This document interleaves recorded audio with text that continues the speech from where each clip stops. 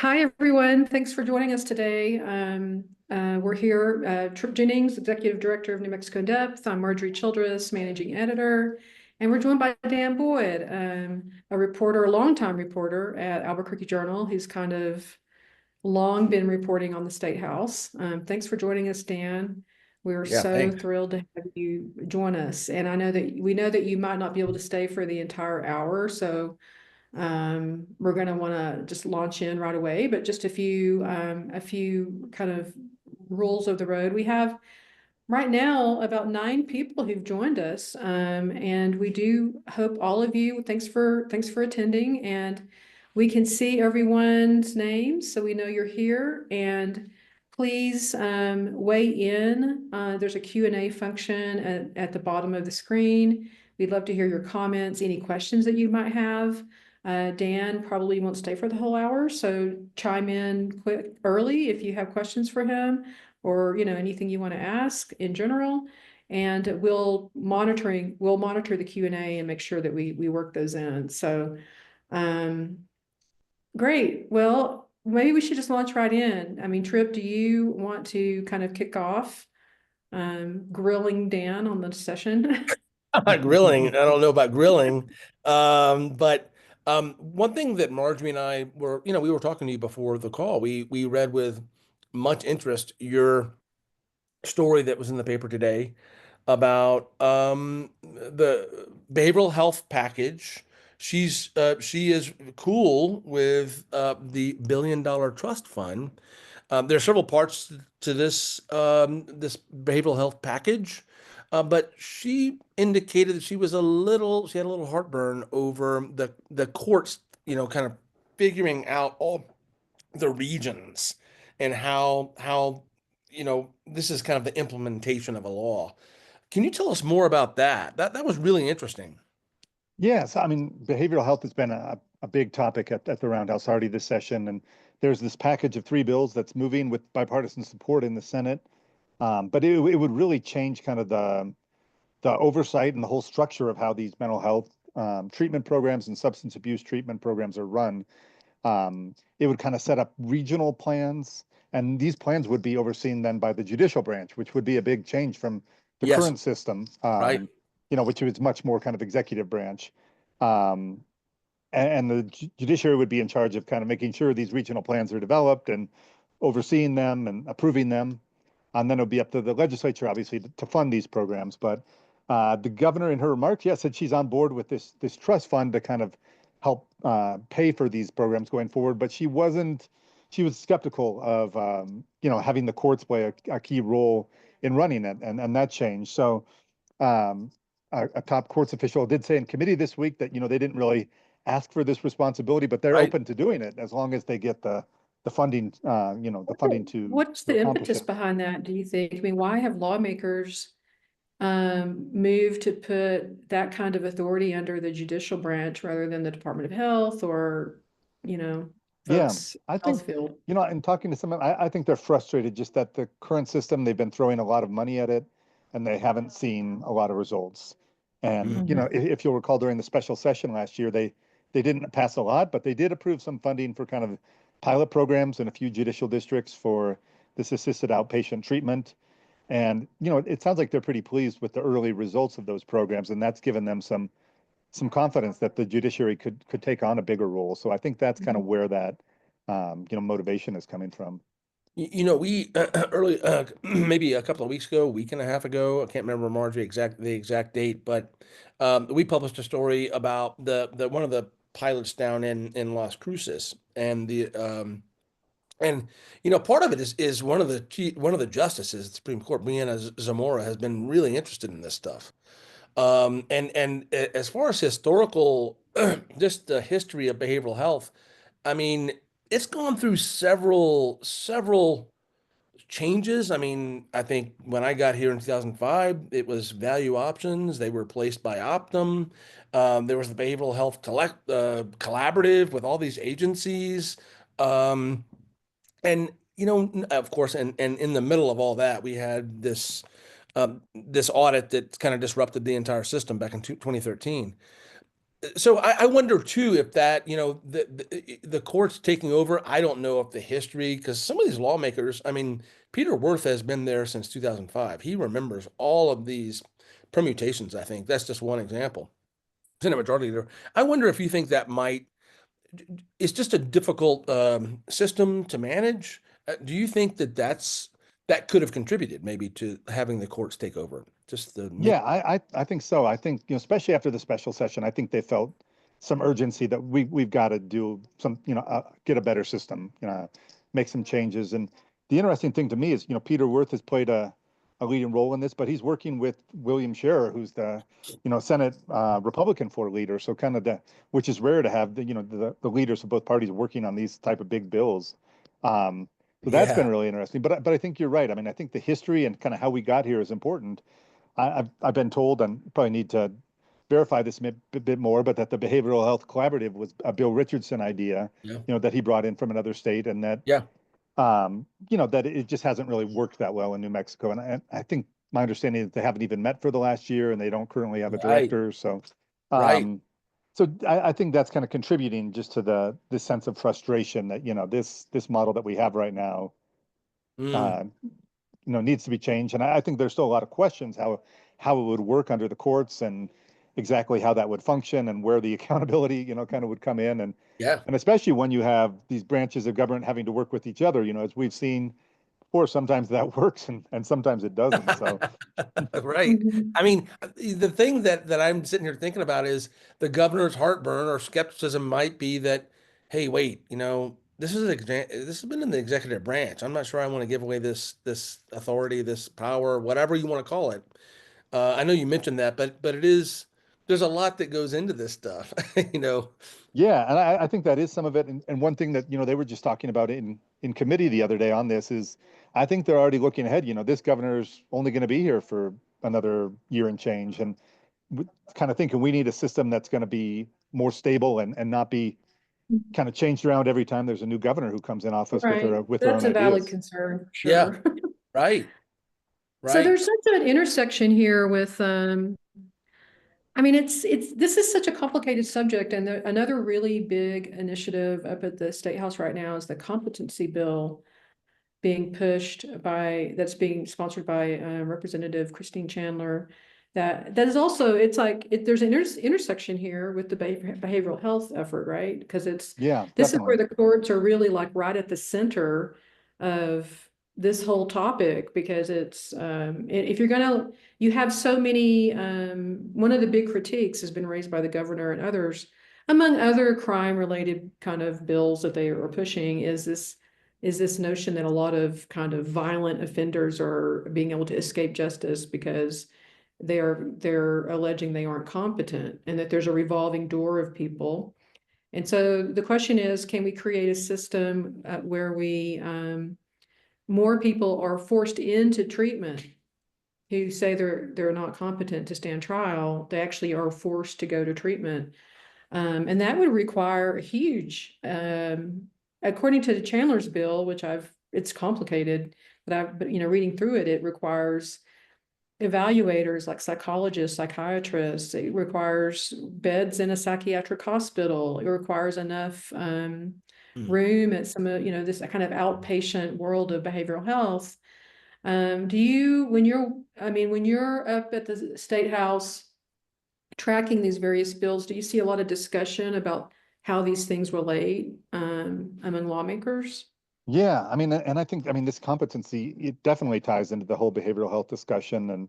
But I think even a lot of legislators are still trying to get their heads around exactly how this works and then what these changes would accomplish. I think you're right. The governor's idea was making it easier for people who to receive involuntary treatment, and I think this approach that Representative Chandler has taken would maybe not go quite that far, but it would kind of give more options to judges. Mhm, mhm. And when a defendant is having this evaluation, right, whether they're competent or not, it would add a piece of, whether they're dangerous or not, and that would kind of then inform the next step of whether they go into kind of a civil treatment program or or sent to the State Behavioral Health Institute in Las Vegas. And then there's also this issue of restoration, which, whether but that deals more with whether they're even kind of able to participate in their own defense at trial. So I think there's a lot of, a lot of important pieces here, and I think legislators are still trying to kind of find that balance a little bit. Mhm. My understanding is that bill is kind of going to be reworked a little bit, and then it'll be kind of the vessel for this crime package that they're talking Mhm. about moving Uh-huh. forward. And we haven't seen all the, the pieces in that yet, but Right. I mean, I heard, mean, from what Ted Alcorn reported for us, he went down and really looked at the Las Cruces diversion program, one of these kind of pilot programs that the court started. What takeaway for me is that it's completely voluntary, right now. So I mean, yeah, you can kind of encourage, it's for misdemeanors. It's not for, like felonies, and it's one critique is maybe it should be for nonviolent felonies or whatnot, but it's also completely voluntary. So people can just drop out. There's no recourse around, forcing anyone to participate. So, I mean, the question around that particular model that I have is it, could you even get it up to scale? So, it's really interesting to see this bill because it definitely, if the bill passes around and there's rules around actually getting more people into that system, it is going to require more capacity in the system. I right. mean, And more go ahead. providers. And I think that's Yeah. yeah, I mean, just having that infrastructure, I mean, you can have a well-written bill and appropriate funding, but if there's not kind of that infrastructure in place, and I think they're trying to build that, but as we know, kind of that doesn't happen overnight. I mean, that can take a No, while to I ramp mean, something like that up. you need the people too. I mean, it gets at this Right. whole adjacent question around the lack of providers in New Mexico, just generally speaking, it's. The way I've heard this is you've got the trust fund that's $1 billion that would generate maybe 50 million a year. That's the interest. Then you've got the $100 million kind of appropriation that would help build some of this infrastructure. Then you've got this competency bill that would give judges the ability to put these people in these programs. So they're all it's very complicated. I mean, it really is. Um, I, I saw Representative Chandler yesterday as I was leaving, and she seemed to think that she had signed on some pretty, at least one powerful senator onto the package, and so there seems to be like this a movement around her bill, and the governor seems to like it, at least as of a couple of weeks ago. Is that I remember that? Is that correct? Yeah, as far as my knowledge, that's correct. I mean, it's always once we get into the details of what other bills might be Exactly. added. I mean, Exactly. that's where the rub might come. But Yeah. No. No. That's right. I think you're right. I mean, I think the idea going in was you have the behavioral health package in the Senate and then this competency and crime package in the House, and that they would both move those kind of on a pretty aggressive track.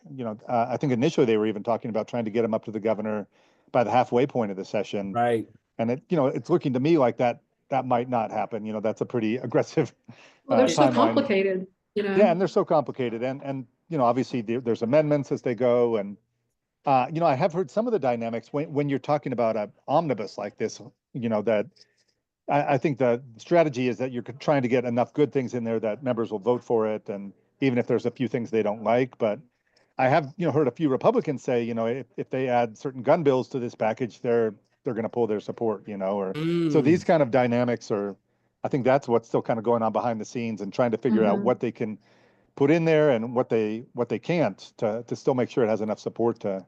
Because you're seeing, did you say you're seeing Chandler's bill as maybe being the vehicle for other crime bills?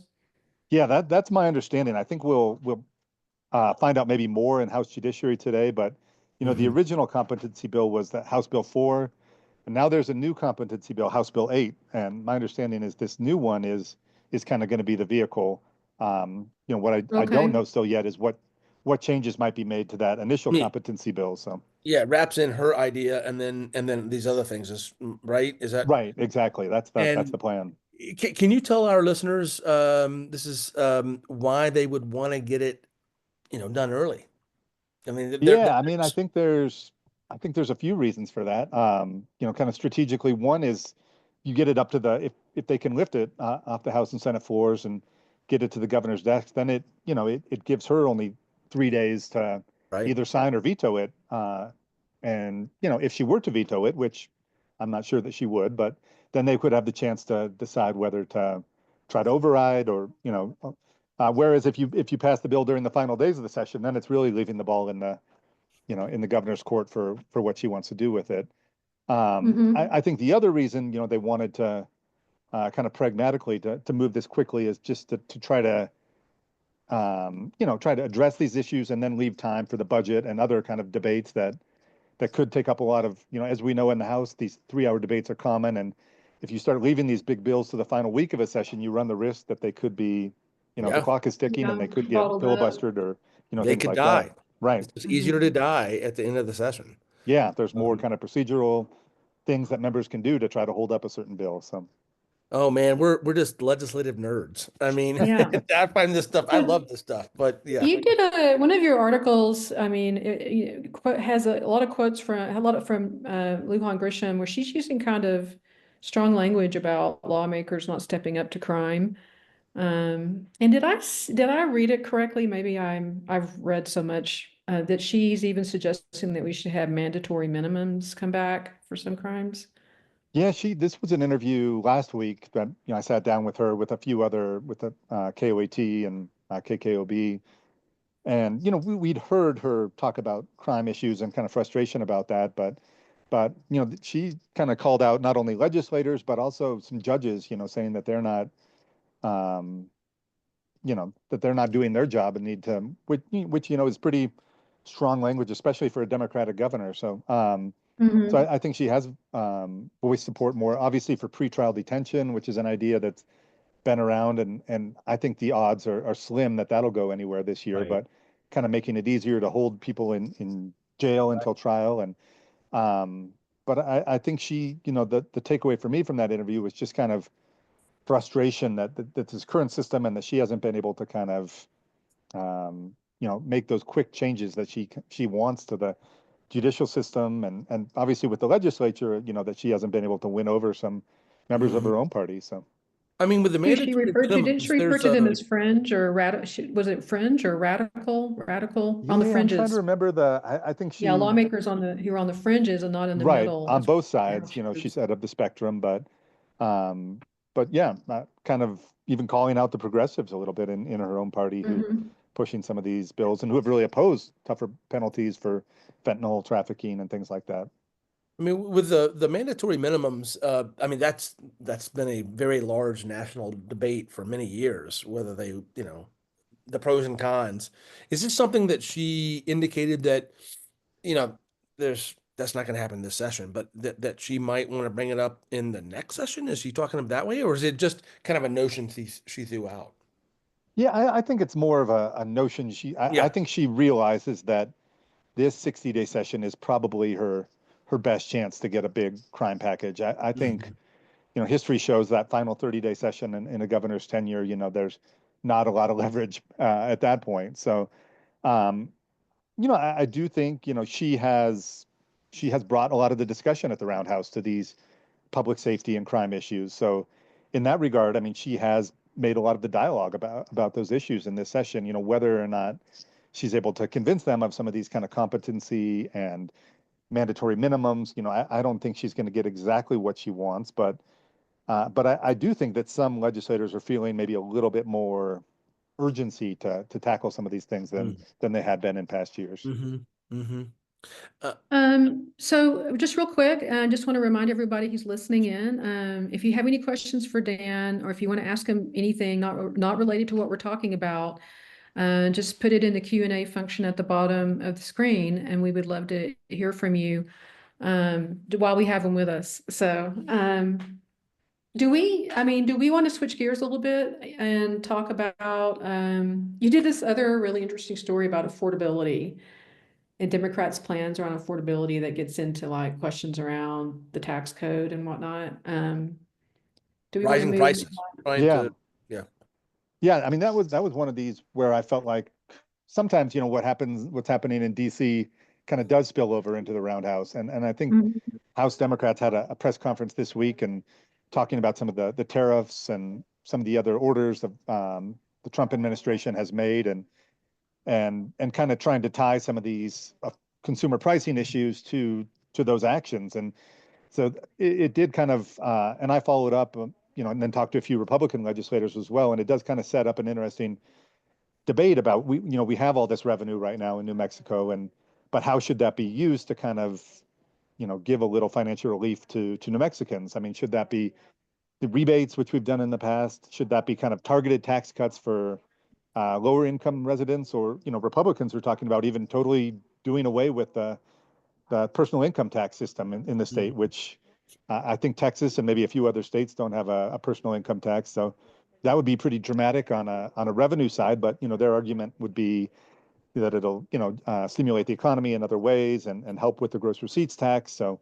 kind of similar economic arguments that we've seen. But I thought the interesting thing was just how this is kind of playing out with the debate, raging in DC as well. So. Mm-hmm. Mm-hmm. And Well, what is the vehicle that I think it was a kind of expanding, right? A tax credit. That was one of the ideas. Yeah, so there's a working families tax Yeah. credit currently and it's actually tied to a federal tax credit, and the state offers up to 25% of, to be written off on your state income taxes. So they want to the Democrats want to expand that. We haven't seen the exact language yet, but I mean, it would be a kind of a similar approach we've seen to that they approved a child tax credit a few years ago. And Speaker Javier Martinez, I asked him why target this? Why not make it broad for everyone? And he was pretty clear about in his view that, millionaires have already had enough tax cuts, and we really need to target this at folks who would benefit from it. And, which is a different approach from these broader based tax cuts that we saw under Bill Richardson and Susana Martinez. Yeah. And Right. so kind of this tax debate that continues to play out at the Roundhouse. And I mean, just for context, I mean, gosh, when I got here in 2005, the top rate was 8.2%. And now, up until a few years ago, it was flat, 4.9% for everyone. And I think they did a surcharge, I think, on some yeah, I folks. think there's now a new top bracket of Yeah. 5.9s, but yeah. Yeah, yeah, exactly. they So yeah. raised it. They've actually, it's interesting to hear you tie it to the national conversation right now. And I mean, I do think it's really relevant because we haven't seen, I think I was just looking at some reporting before this call that in January there was inflation continues to go, we continue to have inflation. So prices are still really growing and hard for people. So it is kind of tied into that national debate, but we also, Ted Alcorn also did some recent reporting for us around this new measure of poverty that people are, the supplemental poverty rate versus the like federal poverty rate. And if you look at all Yeah. of the supports that people have from government sources and whatnot, that actually, is actually, we have a lower poverty rate than we might think. And that led us into looking at this agenda, kind of like this project in a way, is one way to, I think about it, of Javier Martinez and some of the other lawmakers around progressive taxation and how they've actually been having this kind of over a series of years, they've had this agenda to actually create a more progressive tax code. So it is related to the national conversation, but it's been historic and it's been going on for like 4 or 5 years now, where they've been doing these little incremental pieces to Right. lessen the tax burden on the lowest income people and maybe just inch it up a little bit on the upper income classes to make it a little bit more progressive.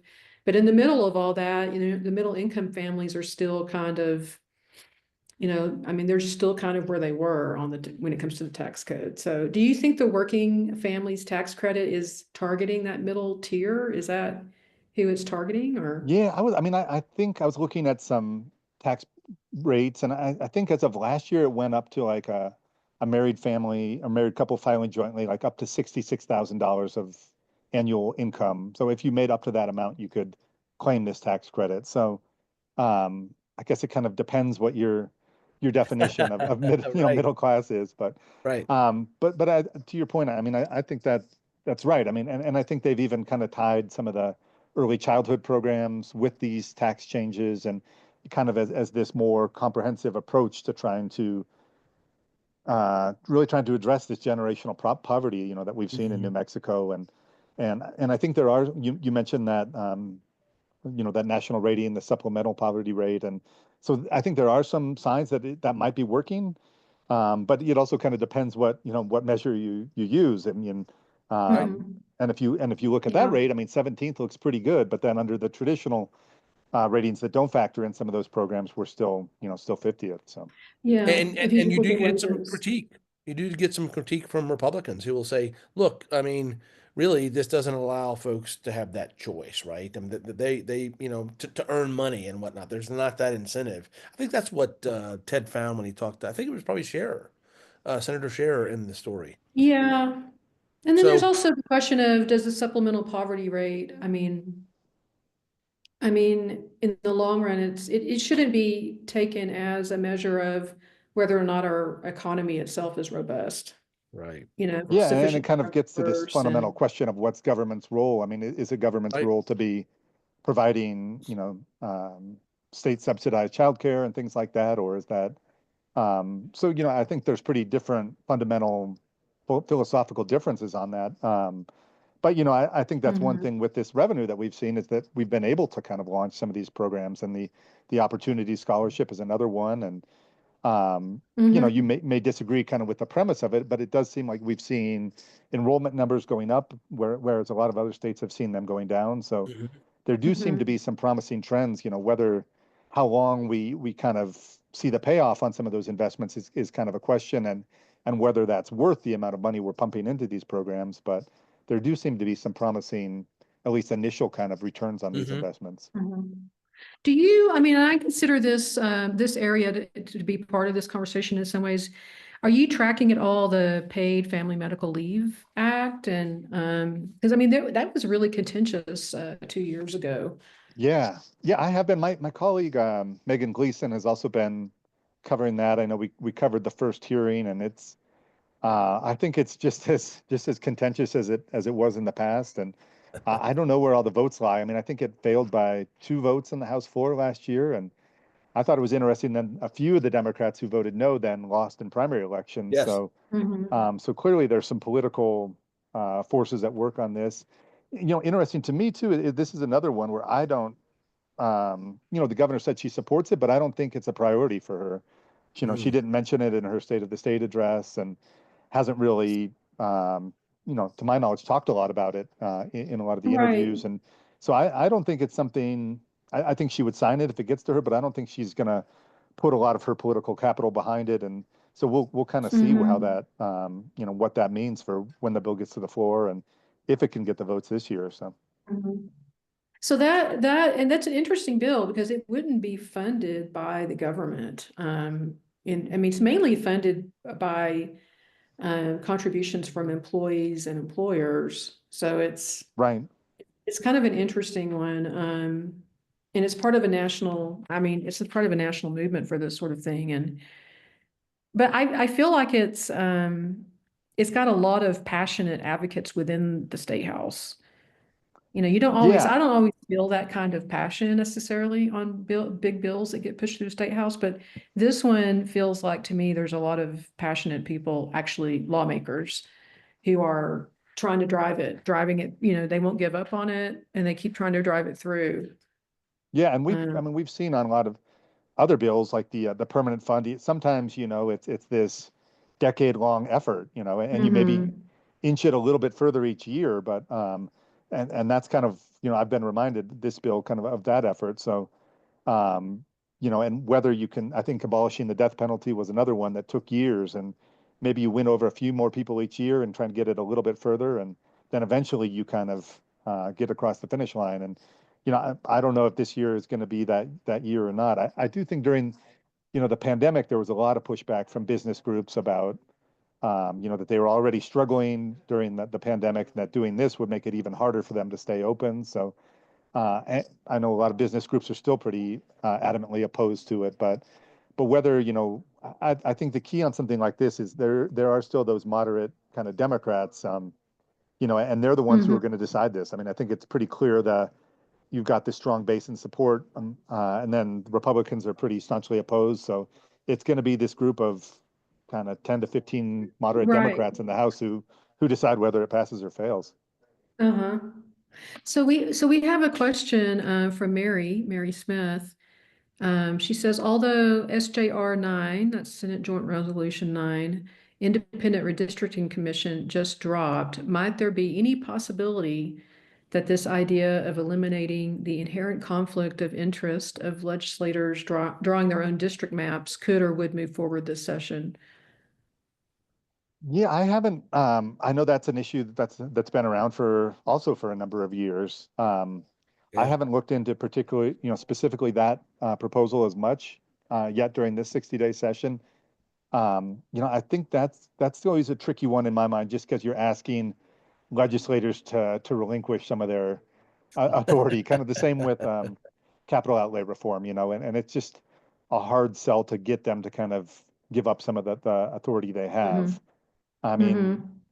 that said, I think there were after the last round of redistricting in 2020, and that they came up, this independent redistricting commission came up with these maps, and then when push came to shove, they kind of said, well, we'll take it from here and we'll make a few changes. So I think there is still maybe, I think that showed that it is still inherently a political system, and that current system we have only goes so far. They're not under any obligation to use the maps Right. that this independent commission comes up with, and maybe kind of strengthening a little bit, or giving that commission a little more authority, or a little more, I could see that maybe, but ultimately taking the vote away from the legislators, I think that's, You're you never skeptical know, they'll but I do think that. I'm skeptical of them taking that I step. I mean, what I thought was interesting about it was that commission, and the Independent Redistricting Commission, they took their map, one of their maps as a starting point, which I think was really interesting. I mean, it goes to show, I mean, to me, it signals to me in a way that, some of the lawmakers up there, the powerful ones, actually want to embrace that kind of concept. But yeah, there's some real political questions around it. There's power issues here. Um, and it brings to mind the open primaries bill that just got its first hearing. It would be Yeah, I was actually listening to that semi-open one this primary. morning before we started talking. So Yeah. I mean, it's like super interesting questions around the power that these partisan political actors have to shape the political landscape, and that one gets to that as well. I mean, who gets to choose what voters get to choose who wins a primary, right. um, is a big Yeah, and one. now that we're up to like, I think it's almost 25% of voters are registered independents. Mhm. Um, Well, but that's when it right. I mean, it's yeah, it's grown steadily, and then, but there was a statistic that was thrown out in the hearing this morning that I want to try to track down, that 40% of young people between the ages of like 18 and 20 something are declined to state. So yeah, it's I think I like, heard that too, and I'd have to verify that. But I thought that was, I mean, I have heard that independent voters skew younger, but I hadn't uh-huh, heard that specific statistic. yeah. So, and then I think the argument would be, if they can't vote in a primary and they feel a little disenfranchised, do they even show up then for a general election? And Right. It's about engendering kind of buy into the system. I mean, what they didn't talk about, or I didn't hear it, actually, I got pulled away a couple of times by trip, so I didn't hear the whole thing. My But fault. yeah, but it also kind of, I wonder, and maybe you can answer this, did they talk at all about the fact that we do have same day registration? So that allows someone to go vote in the primary, but they have to be willing to register in that moment for one of the political parties to vote in that primary. Yeah, that I think that did come up a little bit, and yeah, you're right. I mean, currently, so you can go in and you can do the same day registration, but then you have to change your affiliation to Democrat or Republican, and then you can go, after you vote, you can come back and change it back to independent. But I mean, I think even one of the proponents just said that's kind of a headache administratively, and doesn't Well, sound it's a like a lot of headache people. administratively, but it's also forever on that person's record of, because you can go Right? look at people's party affiliation, the Yeah. history of someone's party affiliation. So, With open primaries, I'm going to say in a previous state where I worked, this was coming up. This was 20 years ago, and they still haven't passed it. And partially it's because of the politics of this thing, which is this is not a Democrat or Republican thing. This is an incumbent thing. Yeah. which is you can find people among the Democrats and Republicans who might support it, and those who really don't support it. And you've got this back and forth of trying to, again, Dan, something you talked about on the previous subject, which is you are kind of giving up power here, the party's power to have primaries, and then giving voters more of a choice, and that's a tough sell for lawmakers Right. that have come up in the Well, in system. New Mexico, it's a tough sell, but I mean, I was doing a little research on this, and there's 12 states currently that have completely open primaries. Hmm. Hmm. I mean, you don't have to register to vote. I mean, to register with a party, and your choices are private. I mean, one of them is Texas. I mean, I'm from Texas, and over the years, because I haven't lived there in so long, it's just jarring to me a little bit to hear my sisters and other people say they don't have to identify themselves as a Republican or a Democrat. They can just go vote in the Well, primary. and And I that's think, yeah, fine. I mean, the other factor too is we've seen this increased kind of, whether you want to call it the rural urban divide or kind of, a lot of these, here in Santa Fe, I mean, most of these races are decided in the primary. So for Yes. independent voters like myself, I mean, by the time you get to a general election, you don't have a lot of choices a lot of times. I mean, Right. the contested races are in the primary, and I think that's probably true on the other side in places like Hobbs or Carlsbad or more conservative parts of the state. So by Right. having this kind of, I guess now we have this semi-open primary, but largely closed primary system, and a lot of people then effectively these candidates are chosen in a primary election, and Yeah. you may get to vote in the general, but by and large, it's effectively decided by then. So I mean, So one it's thing interesting you that, mentioned Texas, but I mean, I believe that California has open primaries too. And I think that's right. So Texas and California are what we used to call bellwether states, which is an idea will start here and then spread across the nation over several decades. And I think maybe open primaries within 30, 40 years coming back to look at this. Will every state have open primaries? I have no idea. But I mean, well, one thing it's that we're interesting that also Texas and assuming, California. and this is a question I have, and I don't know if you know the answer, Dan. I mean, I have a little list of questions I'm working on here.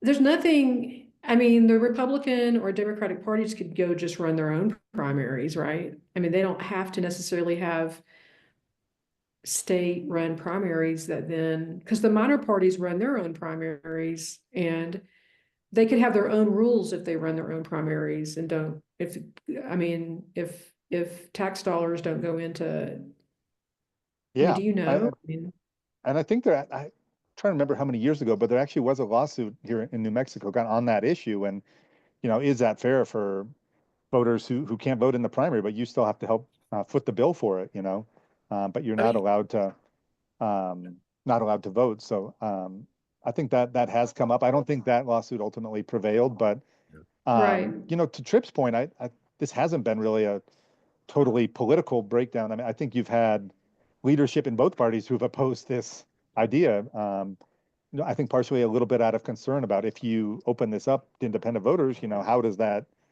and I think it's nobody really knows for sure if that would benefit one party more than the other or if that would benefit certain candidates. But I think there is a little bit of a fear of the unknown, and what this might kind of Mhm. unleash Right. if it's approved. So I mean, it might upend it within the party itself. It might upend, the leadership, the people who have power. I mean, internally as well. right. It's a really Or it interesting. might, maybe even fewer people might, Yeah. register with these parties if they can still vote in um, Right. Right. Right. so Right. So Dan, I think we've kept you beyond the time that we promised you. I mean, maybe you want to maybe give us a brief preview of, I mean, what else can we expect to read under your byline, or are you just going to be following these particular issues mainly, yeah, or? no, I appreciate it, and I've enjoyed the conversation. I think I'll be hopefully getting a list of the crime package, getting a little more clarity on that today. So hopefully, have a story on that for tomorrow. I think, housing is another issue I'm going to try to Mm. look into a little bit more. That's a big issue. And I understand there's a few bills of dealing kind of with zoning issues and things like that, might be interesting to kind of dig into. And because I think that kind of relates to the homelessness issues, the behavioral health, all of that is just the cost of housing, so that's another one, may have to stay tuned for a few more days until I can try to understand what these bills would actually accomplish. But Mhm. next week already is the halfway point, and that'll be the bill filing deadline. So I think a lot of bills will be filed still over the next week, and then we'll see a few of these dummy bills also, which are always interesting to watch. So Yeah, the dummy bills. We will have to watch those things. For those folks who don't know on here, I bet you most of the people do, but dummy bills are these blank bills that they become vehicles for, maybe a bill that didn't pass early in the So session, Trip, some new idea. explain more in more detail how that works so people know how to track those who Well, are I mean, interested. usually it has like for the public safety, the heading is like something really generic, actually, as I recall, but it has public safety. That's one of the key terms, and it's just a blank bill. And what happens is, yeah, they file it before the deadline, which is the halfway point, and then they can dump entire bills or new ideas actually into these They bills. amend the bill. They Yeah, use an amendment process to amend the yeah, bill. and they can run them. They can run them through. We've seen dummy bills in the last 3 weeks just go suddenly. There's kind of backroom deals, and they just suddenly they're amended and they move really quick. Not often. I mean, not big bills, but it has But happened. we've seen that yeah, happen. we've seen. I mean, I'm thinking like I think the Ethics Commission was approved under a dummy bill. Yeah. I think there was a big tax package in the final years of the Martinez administration. That was Oh, the Yeah, I remember yeah. that one. Breaking That Bad was the That bill, was and like, TV. it was like brought out on the floor and yeah, and that people was the dummy railroaded bill. into So voting Well, for like it. in the last day, yeah, it was like the Yeah. Breaking Bad TV tax credit thing. right, Yeah, yeah, yeah. I right. yeah, Once yeah. upon a time, I remember those bill numbers, but I think they've. I have no idea. But Mhm. usually they're the highest number bills, and like Tripp said, they could be amended, and they're kind of just placeholders so that if they need to come up with a last minute, Wait, deal on something, they have a vehicle for it. So I think 471 or 671. I don't know. I think I'm that gonna might have be to go the number. check now too. I mean, That I was could a be very totally dramatic, wrong. that tax package when I remember, because I Oh was watching man, it, and as we all were probably, it was just mind-boggling. And people were so unbelievable. upset who hadn't been in on those Yeah, negotiations that they were being asked to vote for such a consequential bill without having had the opportunity to actually digest it and ask And questions. actually, I not think, only yeah, I don't drama, think they were allowed to ask questions. it was drama because I think at some point they even went past noon, and yeah. I remember there was some debate question. on that, and that was a reminder to me that to never say a bill is dead, even going into the last day of a session, because you never know, if something could You be never brought know. back. And so Yeah. I think I'd heard that before, but I've really since then been careful ever about saying a bill is dead, because it can be revived even, up until the clock strikes noon on the last day, or even a few minutes Right. afterwards. So Ain't nothing dead until that gavel comes down. that's right. Yeah. Yeah. Oh, That's goodness. exactly right. Okay. Well, I mean, I think, it's 11:43. Final call for any questions that people might have. For Dan, are we going to stay on a little later or no? I mean, we've already kept Dan well over. No. Yeah. Yeah. Yeah. Sure. Yeah. Okay. Well, thanks everyone for joining us. We appreciate these conversations. Dan, thanks so much. We Yeah. have No, early on when we were talking about the session and we discussed doing these webinars, we were like, who can we ask to join us? And the first person was Dan Boyd. Let's get Dan Boyd on here. So well, I uh, enjoyed it. It's fun talking about these issues with you both, and yeah, we'll have to do it again once kind of, once we get towards the end of the session there. oh Yeah. yeah, I know that'd be Yeah, great. That'd be great. yeah. That would be So, great. Yeah. Thanks a all All right. lot. right. Thank you. Take care. Thanks everyone. Bye. Bye. Bye.